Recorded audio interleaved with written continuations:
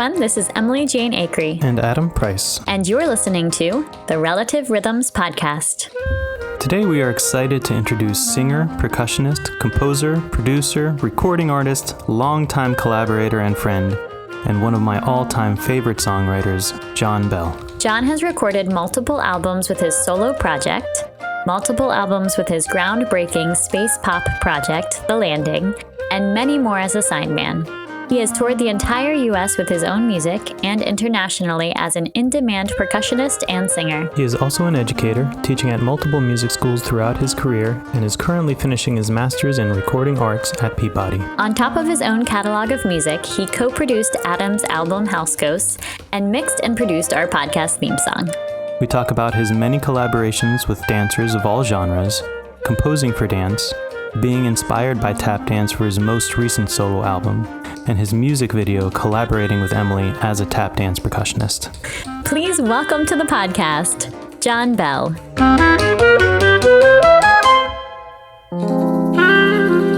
Jon Bell, welcome to the podcast. Hey, thanks guys. Thanks for having me. Thanks for coming on. Yes. All right. Well, we'll get started the way we always do by asking our guest how you came to your art form and when you decided to pursue it professionally. Yeah, I guess I came to it in elementary school is when I started in fourth grade. You could kind of like break off from the rest of class and just go do band. Like it wasn't its own thing. You had to like miss some of English or something like that. I can't remember exactly. And I thought, I think as maybe most music students that get to choose their own instrument, they just choose the one they think is the coolest. And I thought drums was just, super cool. So I started playing drums in band in fourth grade and kept with it all throughout middle school and high school. And it was in high school that I kind of like started doing kind of like extracurricular music activities, having a garage band of sorts with friends and actually a cousin of mine. And it's called North Avenue. You can look them up. There's you stream them on Spotify. And that's awesome. Yeah, no, it's not bad. It's not bad. And yeah, so it was probably around that time that I convinced myself like, hey, maybe I could do this professionally. When we started playing shows, we booked tours as like a high school indie band. Cool. And again, just thought that was really cool. And that was probably like the main catalyst for doing it. But I really did just, love performing. And this was sort of like the first time that I got into songwriting a little bit. And I like to tell this story that like I was a drummer and I never really like played a melodic instrument or guitar or piano or anything like that. And I kind of like slowly got interested in songwriting, and I would bring sort of like my little ideas to the actual guitar players of the group. And some they liked, and some they didn't. And I was like, oh, well, I think this is a really good idea. And I would have this like, I'm going to work really hard on this idea and like make it a song that the guitar player, Ben, who's still a very good friend of mine, like, oh, Ben's going to wish he had said this was a good idea, like whatever. I picked it up. But I think that is how I started honing my craft, was like really getting kind of like into the more like minute details of composition and trying to squeeze as much out of an idea as possible. And so eventually I did end up earning a degree in music theory and composition from NYU. And shortly after graduating, started kind of like trying to dabble as a composer, trying to dabble as a singer-songwriter, and just trying to kind of see what sticks, and did some tours as a songwriter with Adam, as you know. Did a couple tours as kind of like that group, that outfit, which was mostly me, Adam, and a drummer, Jeff, a friend of ours. And I had always had this idea of making something a bit more pop oriented and a bit more something that kind of, this is applicable to the show, but something that could get people moving, dancing and just moving their bodies. Like I kind of had this idea of like I want to write music that moves people kind of like emotionally or mentally, but also just like physically. I think that's just like a really neat aspect of music, that it can make people physically move. It's very powerful in that way.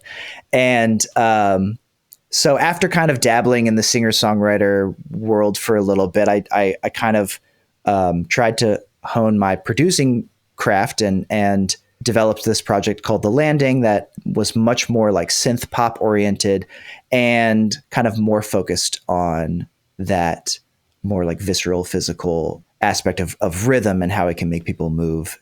And that was kind of something that stuck, that kind of after releasing like a couple songs, I saw, kind of like moved the needle a little bit, got blog reviews and put on playlists and things like that. And so toured that many years also with Adam. Yes. And yeah, I don't know how much you want me to like reveal right now about like whether we, let's say, like got dancers involved in that project. Listen. Or whatnot. Yeah. But so yeah, Emily was a dancer at a show. We would invite dancers to shows. And we would have obviously like music videos with dancers in them. And yeah, it was just like it has been like a really inspiring and fun project. Most recently released The Landing's first full length album last November. So we're coming up on the year anniversary of that. And yeah, and that's where I am. That's where we are. Yes. I've been obviously a huge fan my whole adult life. Since we met you, and love your stuff. I love how you collaborate and work with an even movement within your performances of yourself. You guys, your movement as you perform gets the audience moving, in addition to having movement artists work with you and in addition to your show. So I love it. I'm a huge fan. I was very honored to be able to do a show with you guys, and just love it. I love the project. We were so grateful to have people like you come and want to dance. It was such a weird kind of thing. We would have dancers, as you know, we would have dancers in these sort of like mirror masks, kind of emerge from backstage, not like immediately, but like kind of like halfway through the show or something like that.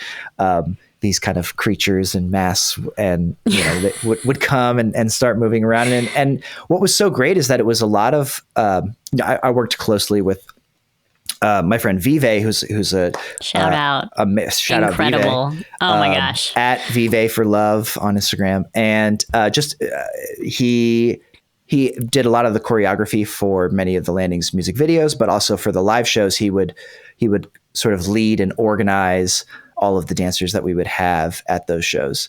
And it wasn't, when I say dance, it wasn't like typical, just like, whatever, like if you imagine people just like dancing in a club or something like that, it was at times very like, I don't know, I'm not going to use the proper terms for like the style, but it was like, modern and abstract and fluid, alien. And while at times it was like, get amped or whatever, it was also very unique and different. And he's a great choreographer. He's phenomenal. Shout out to Izzy Man too, who also helped with a lot of the choreography for the music videos. Yeah. Yeah. Yeah. I remember I had done something with you guys when I was in New York, but then also when you were on tour, I was back in North Carolina for some point of time, and you guys were coming through Durham, and you had reached out being like, do you want to jump in? And I was like, heck yeah. He's like, can you round up some other people? So I'm like reaching out, like, anybody want to wear a weird alien mask and move around the room with me was it the Pinhook, I think, in Durham? So it was like a very weird request, I'm sure, but we had such a blast. So what I found is that dancers are game for that kind. Heck like, yeah. I love your breed. Like it's just like you ask a dancer, it's almost like the weirder it is, the more they're like, yes, I am on board. Which I think that's such a cool aspect about the dancer community. So you, as Jon Bell, like the singer-songwriter, you collaborated with Emily actually in this is great actually because I was slightly involved in this, but I didn't know all the behind the scenes. So this is going to be interesting for me. You hired Emily to tap dance on one of your music videos for one of your singles for your most recent album as the Jon Bell solo project. That's right. Maybe can we just listen to it first? Okay.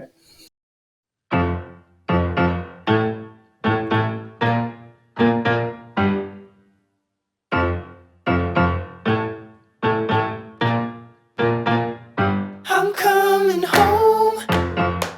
Yeah, I got this feeling you wouldn't believe it even if I told it straight. Feel like this was fate. Back on the road. How many years have I been letting fear tell me which way to go? Well, I ain't scared anymore. Oh, oh, oh, oh, oh.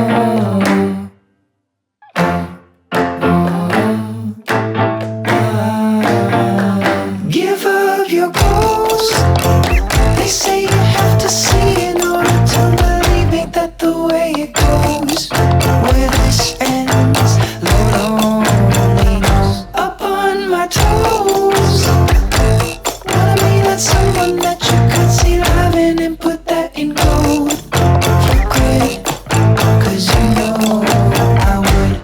Yeah, we might be the last of our kind. So I'm gonna leave something behind. Yeah, yeah, we might be the last of our kind. So why not you and me leave something behind? I'm coming home.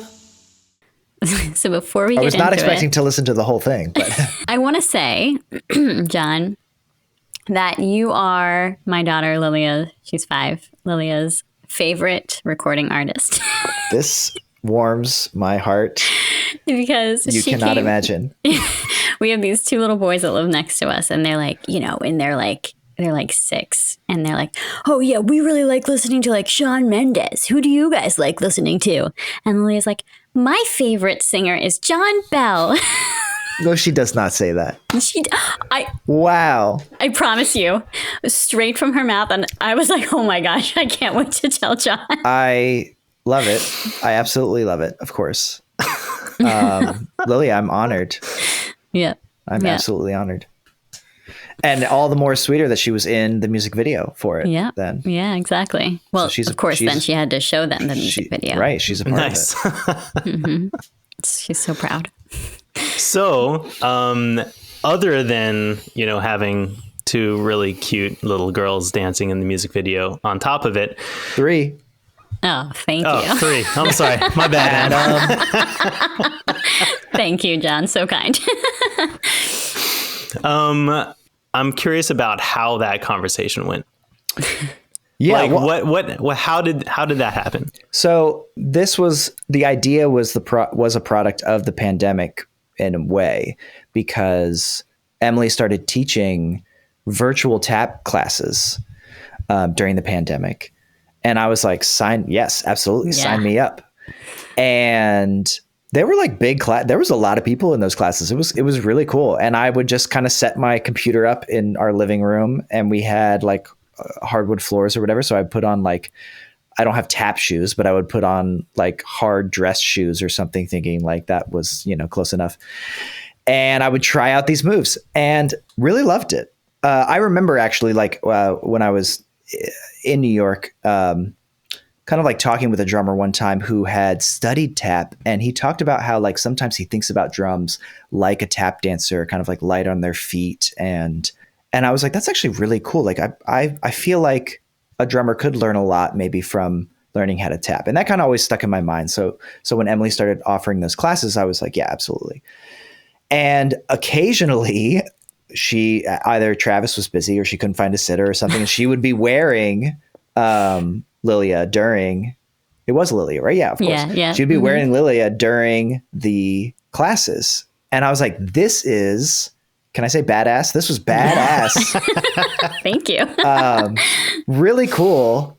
And that just kind of stuck in my mind. So like these things are floating around in there. And then with this extra time in the pandemic, I kind of used it to go back and revisit sort of the singer-songwriter part of me. And because I hadn't released anything under my own name since 2012. So it was like 10 years, 10 years of not releasing anything as Jon Bell. And so in 2022 is when it came out. And yeah, so was making this stuff kind of just at home, and for this one track that had like a very percussive, the only thing I knew is that the album would start with the song and that the piano would be really percussive. And I started gravitating towards like having these like rhythmic claps. And then I eventually just brought like a wooden stool up to the studio and my shoes that I was using for Emily's tap classes. And I started just kind of like messing around with like sort of like pounding them to the beat. Awesome. I did not know that. I was not going to actually tap and record that, but I was like, I could do, I'm a drummer, so I could, instead I could probably be a lot better with just sticking my hands in the shoes and kind of, mimicking it that way. And yeah, so it's a short number, and it's I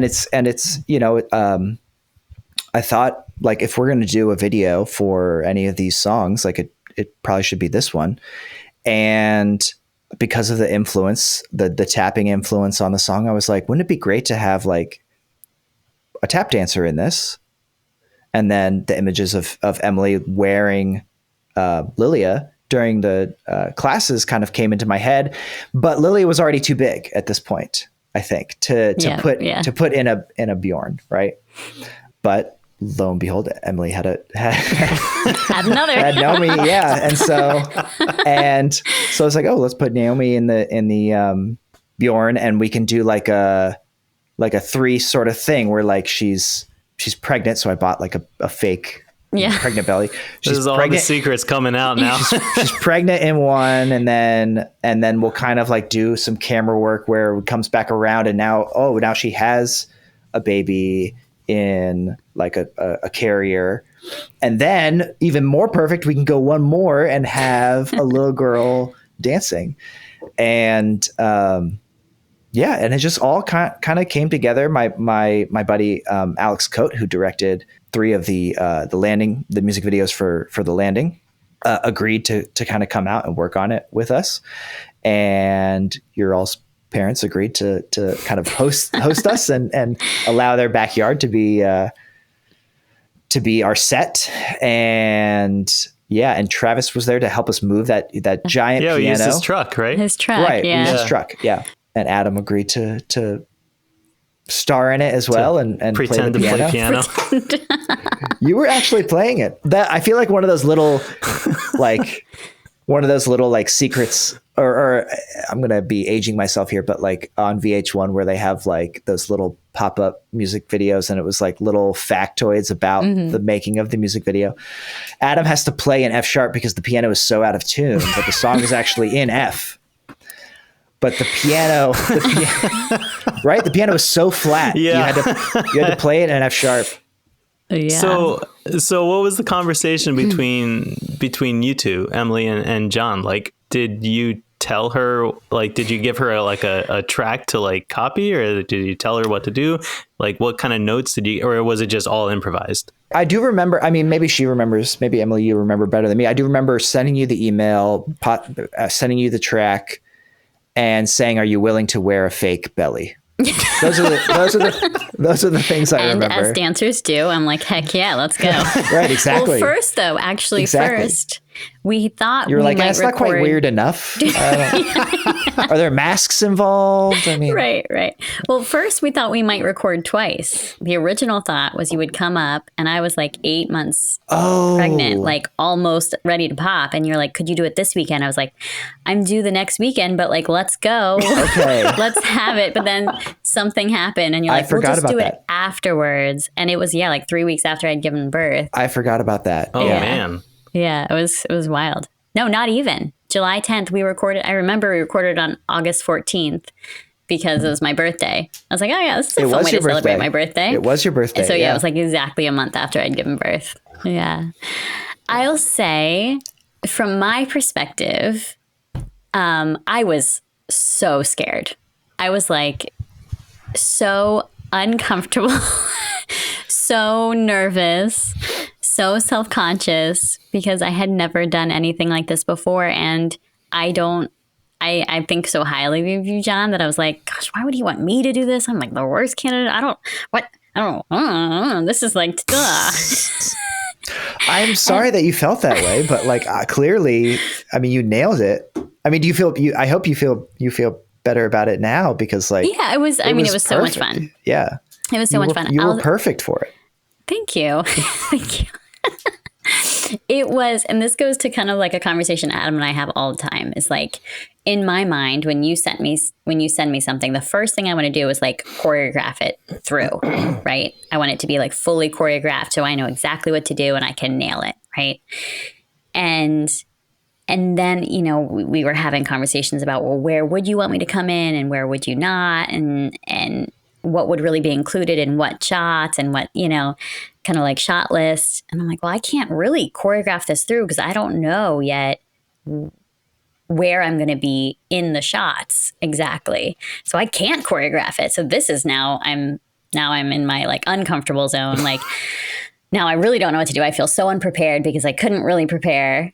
And so what I ended up doing is just kind of like creating this little, for lack of a better word, time step that I used throughout the piece and would like improvise in and out of. Interesting. Okay. Because I didn't know enough of when you would actually want me to be tap dancing or not to choreograph it throughout, which was very yeah. scary. I don't know that I knew. Right. You know, I think my memory is admittedly not great, but I think we probably, were more of like the, you know, a lot of this is going to be dictated by where we can film and the setting that it's filmed in. And so, it's almost like you don't want to get too attached to an idea and fall in love with it and then have to like break your heart once you get to set and you're like, oh, that we can't do that thing that I was planning on doing the whole time. So I think what we really knew were we knew that it would be 3 segments. So it would have to be 3 different shots. And we roughly knew where those cuts were going to happen. Right. Like where the camera was going to have to, the way we do it is like the camera just kind of does I'm sure there's like a technical term for it, but like the camera pans or sweeps or something. And then in that sweep, we can cut and start the next one with a similar sweep so that like nobody's the wiser. And then, we start the next scene and that's the first cut that we did. And just not to always use that one. The second one was, covering up the lens where like I cover up the lens and then Emily, we start the next shot with Emily's hand is actually over the lens. So we can't see anything and then it comes off. Right. And so we knew kind of like those cuts. And the only thing that I knew other than that was the up on your toes part was that we were all going to be up on our toes and Adam nails it too. I doubt people that watch the video notice that, but the ones that do are like, okay, yeah. I took my choreography notes. I know that. Yeah. Well, and for a brief period of time, we thought that maybe John would tap dance with me. So I even choreographed like a little step for him to do. Oh, what? I don't know if I knew this. Brief. It was brief. But all we had was that little, because we were like, oh, the field is great, and a kind of like a sort of an upright that's, you know, somewhat kind of disassembled in an open field looks amazing. So like we definitely want to use that. So all we had was this little box. So to force that and to have both of us try and like squeeze, you know, it just wasn't going to work. So yeah. These are insights that I was there and I honestly, I forgot about the part that I was going to tap with Emily, which would have been bad. Even if we had the space, that would have been bad. I would have brought down the whole production. Yeah. The video happened after you recorded the single. So none of the taps were actually recorded in the released song. Right. Just only in the music video. My hand and shoe on a wooden stool. That was my question. There are actually like quote unquote taps. Shoes recorded in the song. Correct. Just being done by you with your hands on a and just dress shoes, not tap shoes. Wow. That's really cool. I guess a lot of things of that were firsts for me as well, right? Like using that sort of aspect. I do always love though, like, just trying to come up with weird, unique sounds in the studio that you wouldn't normally like turn something into an instrument.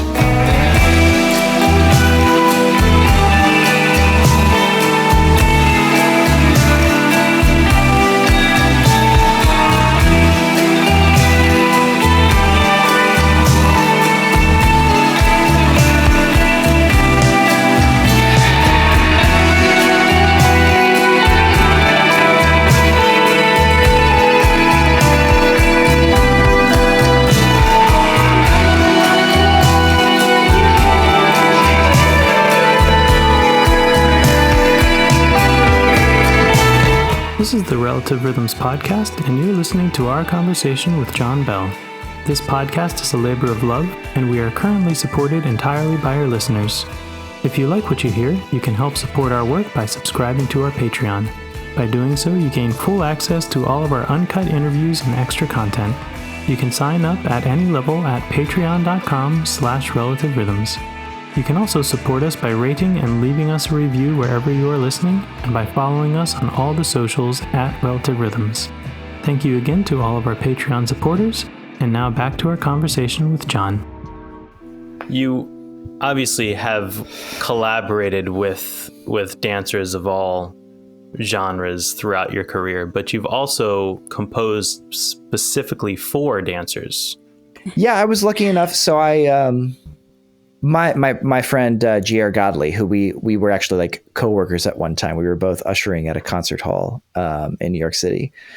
And he found out one day that I was a composer. I found out that he was a dancer, and he had this project. He had this company, Project 44, that would do various dance performances throughout the city and in Montreal.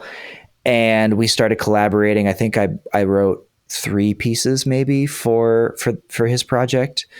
That was a really cool experience because it was very freeing in that it was kind of a mix between like traditional like composition where I'm writing parts for musicians to play, and more like production where I'm creating the sounds inside of a computer. The first composition I did for him was a piece that he called the dance piece was called Diamonds, I believe. And I had written maybe like a 10 or so minute piece of music that was a hybrid of like sound production and virtual instruments, but also recorded instruments. I recorded like a string quartet on it actually in the recording. And then I also wrote out parts for clarinet and cello, and so it was kind of like hybrid. There were dancers on stage, but there was also Adam and I believe Susan Mandel was playing cello. Nice. And they were mic'd up, so it was kind of like this mix of electronic, pre-recorded, and live. That's cool. Instrumentation. Yeah, but it was very freeing in that way of just being able to kind of like just write without always considering like how hard a part is or how idiomatic it might be for a traditional instrument.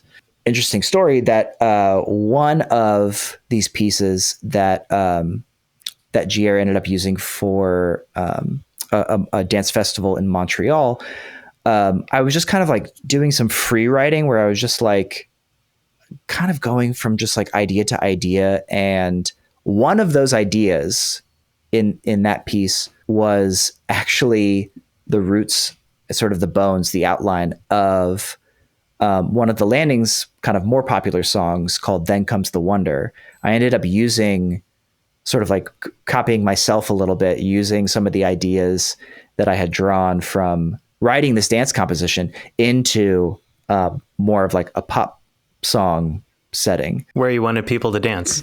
Right, where I wanted people to dance, There you go. right? Yeah. How was that process for you in terms of how closely you collaborated with the choreographer on the actual writing of the music? How involved was he in giving you direction, or did you sit in on rehearsals and collaborate in that way? Yeah, so he sent me videos of his previous work so I could kind of get a feel for his movements. I should also mention that GR is also featured in one of the Landing's music videos for Anxieties. He's one of the dancers there. So I was kind of getting familiar with his movements. He would kind of send me that. I would work on like little bits and pieces here and there and send to him, and he would kind of give me notes. And then I would sit in on rehearsals and kind of like watch how that was developing. So it was very much like a mix of sort of lots of different avenues of feedback and collaboration in that way. Did you write the music first, or were you writing music to pre-choreographed phrases? Yeah, that's a great question, because I don't think I have ever written music to pre-choreograph phrases, actually.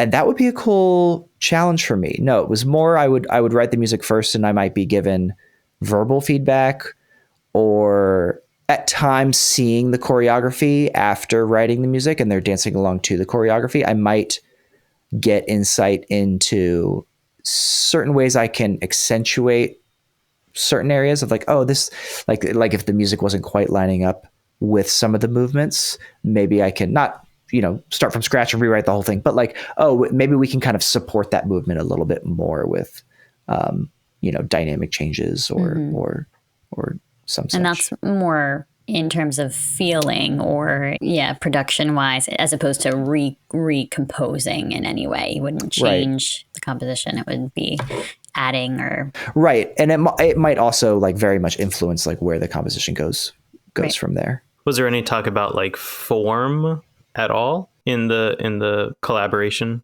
As far as like structure of the of the music?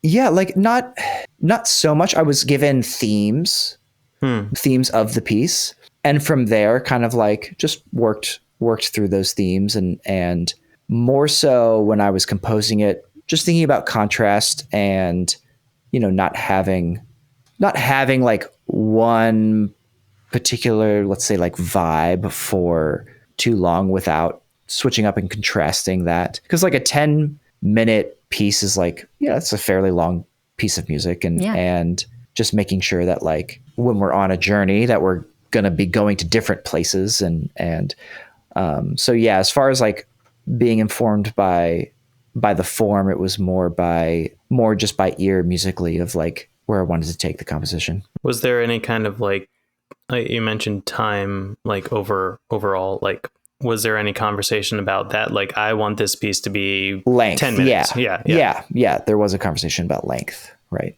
And probably tempo too, I would guess, right? Was there? No?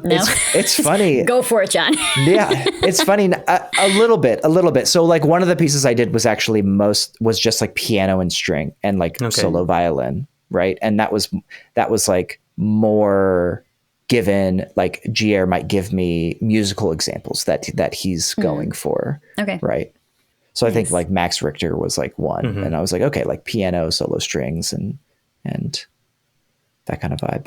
Yeah. Some more like inspirational recordings, right? Yeah.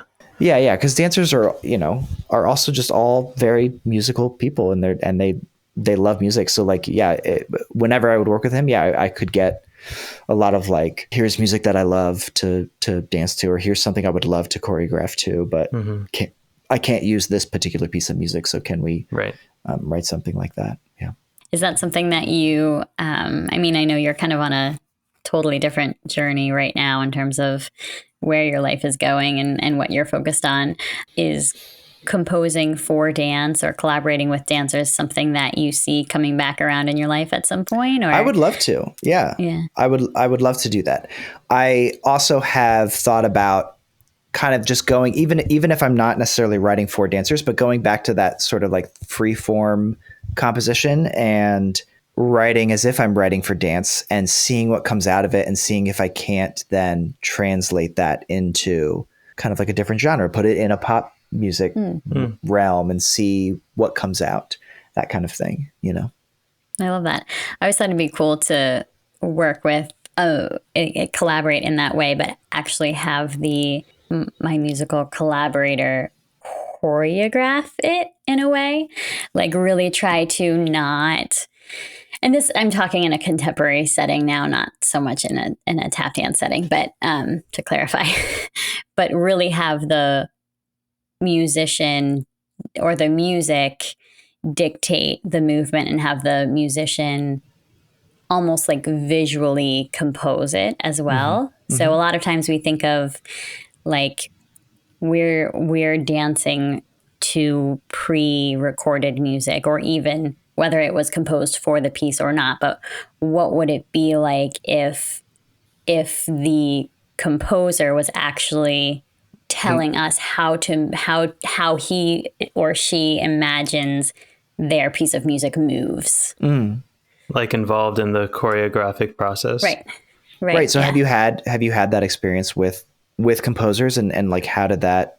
The only experience I've had working with a live musician, like in the room in a contemporary dance setting, was I was working with a dance company down here in North Carolina, Gaspardin Dancers, and they're still touring and working. And he had a phenomenal cellist. It was just solo cello. Come and sit in on rehearsals, and we had pre-choreographed phrases. And so what would happen is we would be like, okay, Gaspard would be like, we want to put together a piece using these phrases of movement and built off of these phrases. And so Josh would basically free jazz or free improvise around these. And he had, I think, pedals or something with him for the actual performances. Nice. And so he would play what he was inspired based off of the music. And it was cool. It was a cool process. It was cool to talk to him about it and talk through what, he would, of course, have conversations with us as well. But almost like coming at it from the reverse, I always thought would be cool. Very cool. Did you have any of that with like your music videos for The Landing? Did you have a lot of say or direction for your choreographers for those projects? I trusted the choreographers. Yeah. I did have ideas, but I trusted the choreographers. For sure. And especially with so like working with somebody like Vive, I can give him a piece and he is like immediately just like thrown into it and is also like very accepting of like input on like kind of like what sort of like what I saw the movement being, but also very sensitive if he were, because he has choreographed stuff that I've had to dance to, and he's very sensitive to like the fact that I'm not a dancer necessarily, right? Yeah. So there's also that aspect, right? And Izzy Man, who is the other choreographer that I would also work with, same kind of story. And he even gave me like some pointers and lessons a few times, nice. Just kind of like me and him doing like a dance class. So he was great to kind of like pick up on kind of what I was able to do, what I wasn't able to do, or at least like what I wasn't comfortable with, and kind of work around that and design like something where if I'm surrounded by two dancers and we're all doing it, it kind of looks like maybe I know what I'm doing, I'd love to know, because you've had so much experience collaborating with many different artists throughout your career, and movement artists and musicians, what are some things that you can tell younger artists about pursuing collaborative relationships in the arts, and how would they go about doing that? I know for me, it's always like, well, I can't ask somebody to do something with me unless I have money. And I know I don't have money, and they definitely don't have money. Nobody has money. So how do we go about forming relationships that we are respecting our collaborators and not trying to take advantage of each other, right? But continuing to forge relationships, collaborative relationships through the arts. I mean, you can always ask, and the worst thing they're going to say is no, and that's it. And I totally get the anxiety over money, over wanting to compensate somebody for their time and for their talent. And, that's a real thing. You can offer what you can and say like that, you can be upfront and say like, this is all I can offer, as opposed to getting to like a point where you're like bargaining with somebody.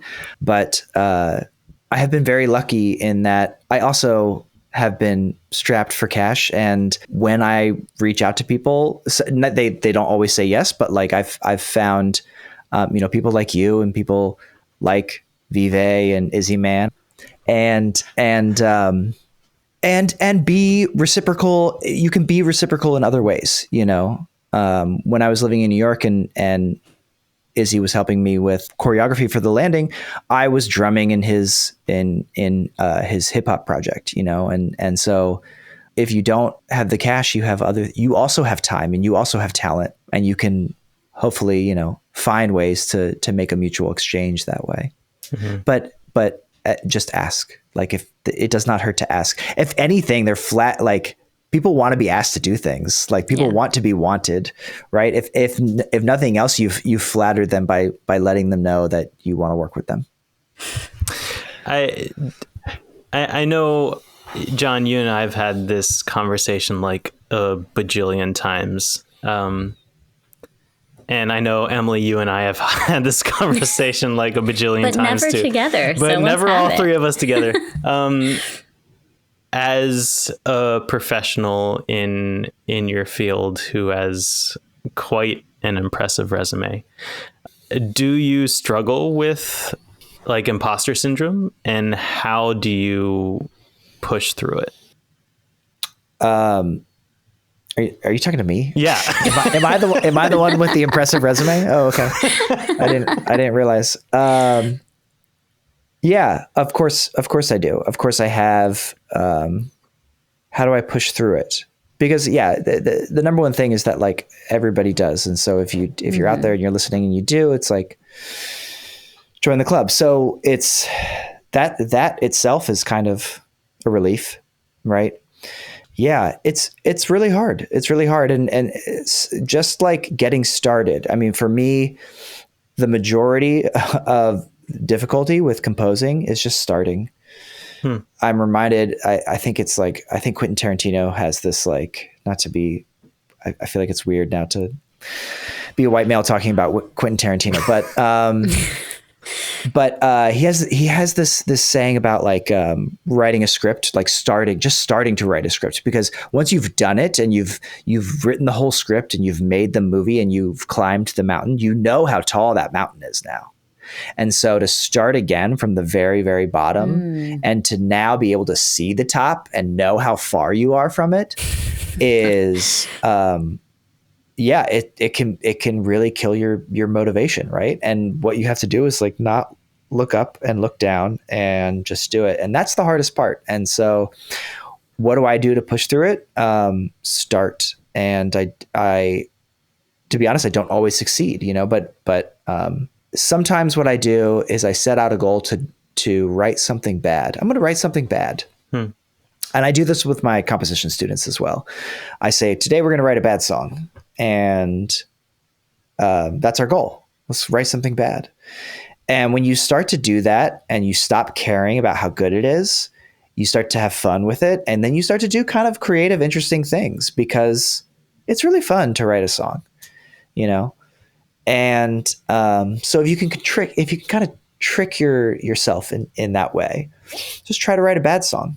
At the very least, you may not come out with any material that you can use, but now you have momentum, and maybe something you did, maybe a choice you made in that song might come up later in a different song where it is useful. Yeah, it's all about play, right? You play music, you don't work music, right? It should be fun, it should be playful, and stop taking yourself so seriously, man. That's what I have to tell myself that too.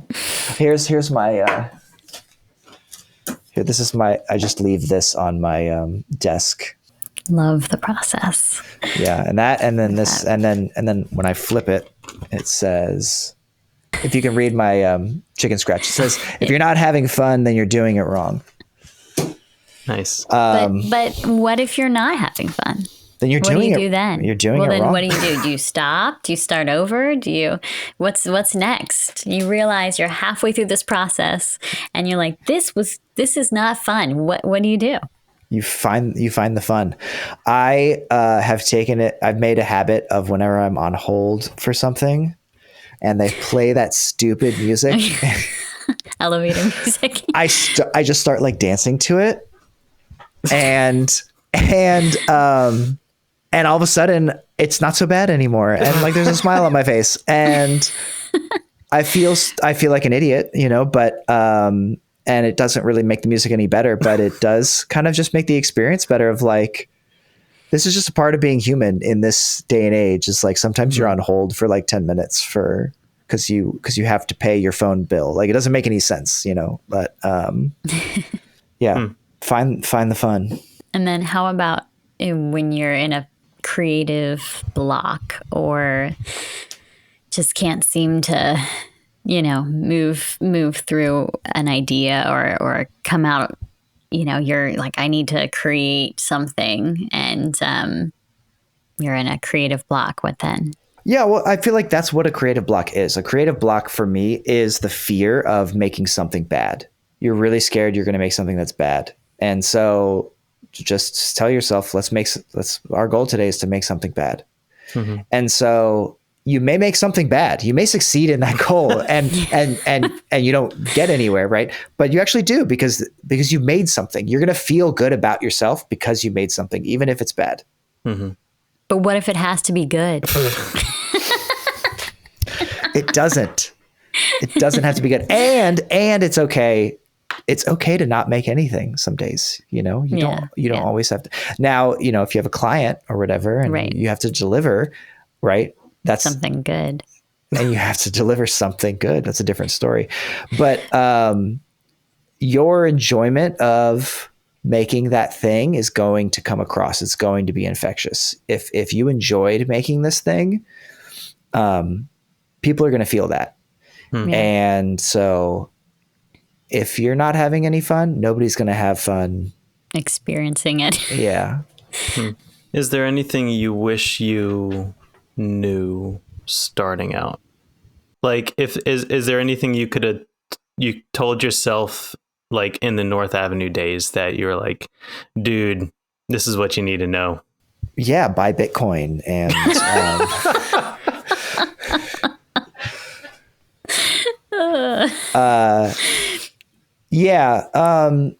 one thing that I say a lot is like, being good isn't enough. It's not enough to be good. Hone your craft and get good and be good. But also, you can't have the attitude of just, I'm just going to be good and people are going to notice. I don't think you can necessarily have that attitude. And I may disagree with myself, a couple of years down the road, but that's where I'm at right now. Cause my opinions, I find that,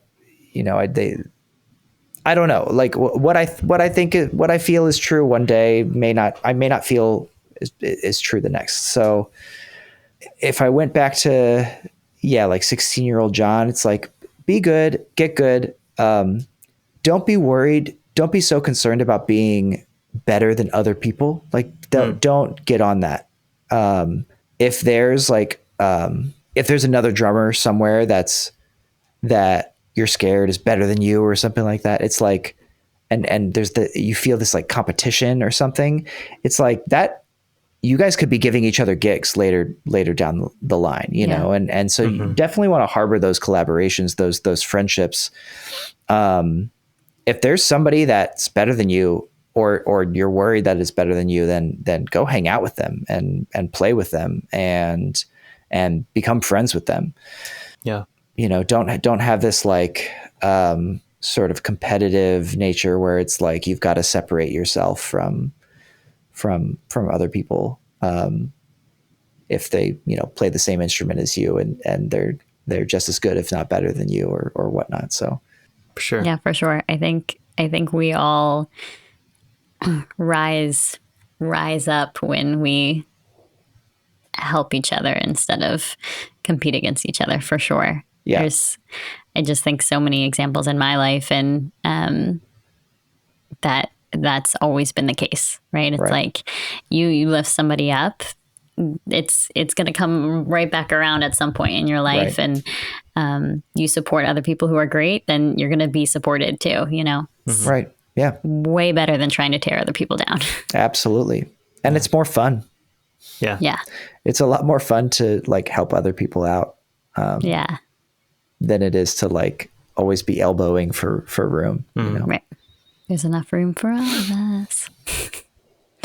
Yeah. Well, when you are talking about honing your craft, can you talk a little bit about how you approach your practice and how you approach continuing to grow as a musician, having been a musician now for decades? How do you continue to grow and in a crazy life with a tiny human that's, running around your house and all the distractions of having to support a family and work a job? And how do you continue to grow and fuel yourself as an artist, but also grow and continue to practice?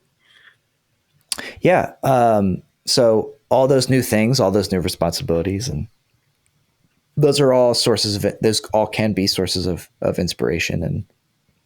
And, yeah, having a child comes with a whole new set of emotions, and that's a whole new like kind of palette of colors to draw from. Right. That's sort of how I see it, at least. And so use what you've got, and to try out different things. And I haven't really done a whole lot of songwriting collaboration. So trying this out with Adam has been a cool experience. I've also been possibly starting a collaboration or two up with a former guest on this show, Hugh Trimble. Oh, cool. And so yeah, just Neat. trying I'm excited out about that. trying out different things. Again, it's like way too early. I shouldn't even be talking about it, but trying out different things, not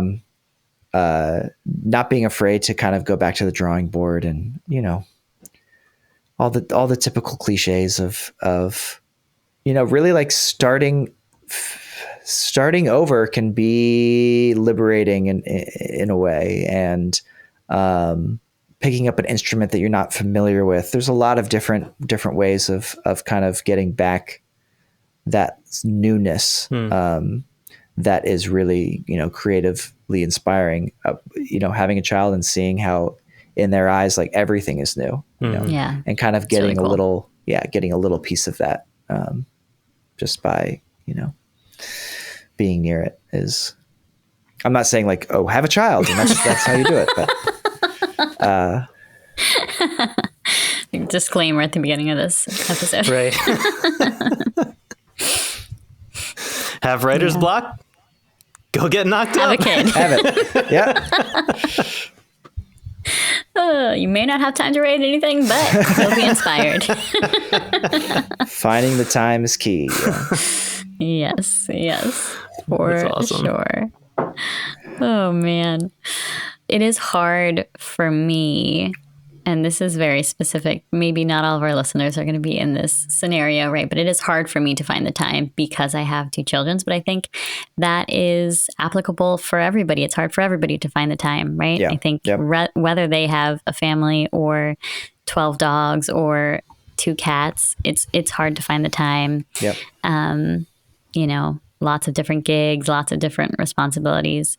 So as our last question, maybe can you give us a little, I don't know, maybe inspiration or tips into, say you have limited time.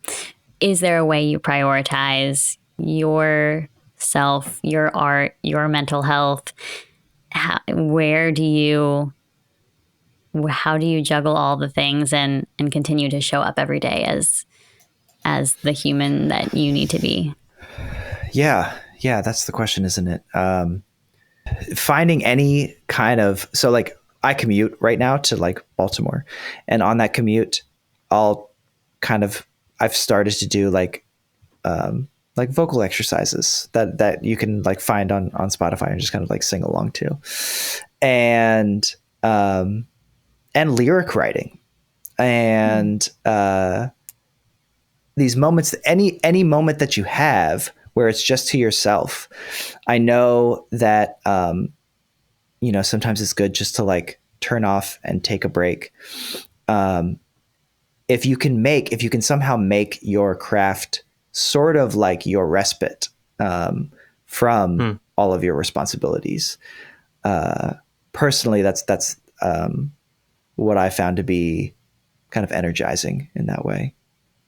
I'm at this point where I've been saying this now for so many years, like, oh man, it's just hard. And I want to get out of saying that. I want to stop thinking that it's hard, because it is hard and it's hard for everybody. But if there's a way that I can reframe this so that it's not a struggle, it's just a reframing, I think that I'll be more productive and less anxious or stressed about all the things that I'm not getting done.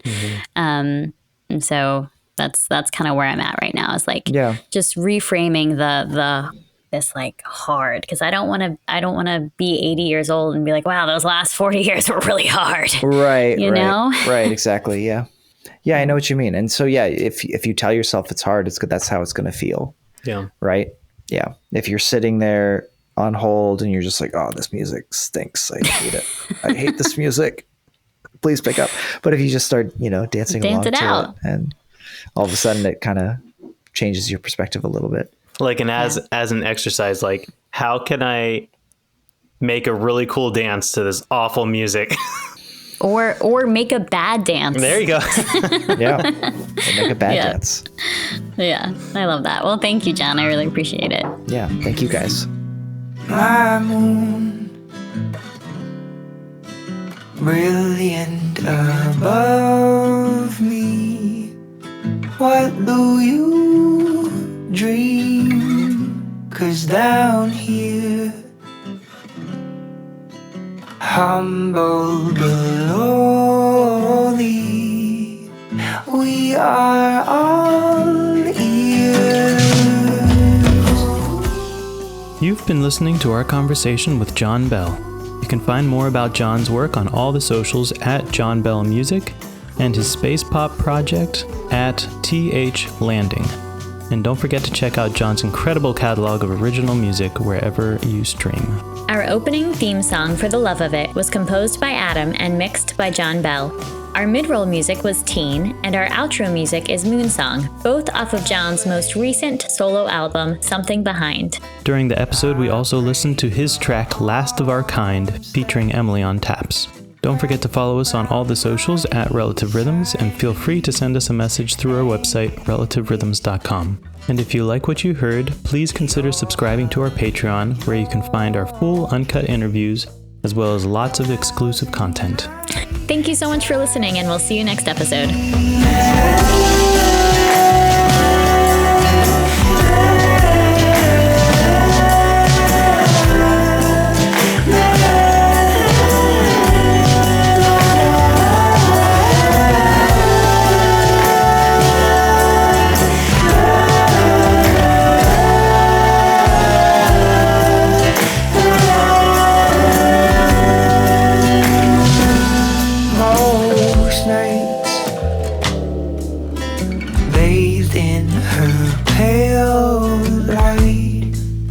I sing for my moon and for Charlotte